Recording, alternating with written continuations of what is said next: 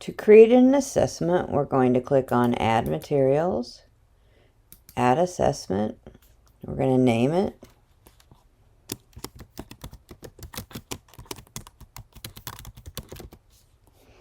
Give it a due date. I always just leave it as 100 points because I don't know how many it's always going to be. You can go back and change that later.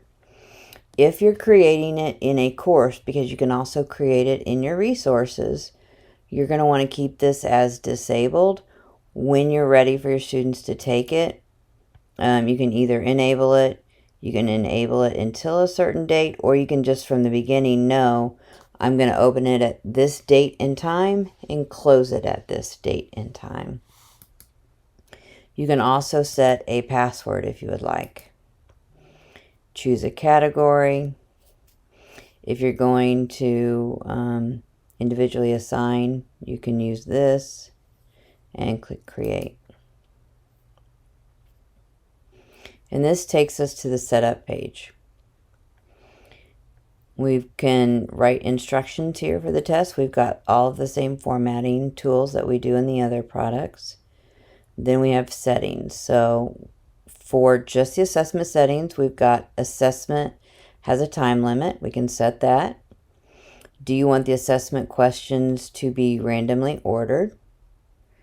And show possible points for each question during the attempt. So you just answer yes or no for each of those. Assessment toolbar. Students can flag questions for review.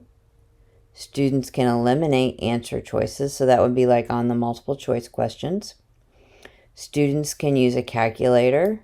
You have a basic calculator and a scientific one. Now with the this, you can also do the calculator and the ruler and the protractor, which I want to talk about in a moment, and assign it at the question level if you don't want to do it at the test level. You've got the ruler, and so you've got a centimeter or an inch. You've got a protractor, and you may or may not see this. In my district, we have it available. Students can use the text-to-speech toolbar, which basically allows the system to read whatever you have typed up for the question. Students can highlight text. Students can use a notepad. And then student settings allow students to view results after an attempt is submitted. And number of attempts students can submit. So you have up to 20 times that you can set that for. And then make sure if you change any of those settings that you click Save.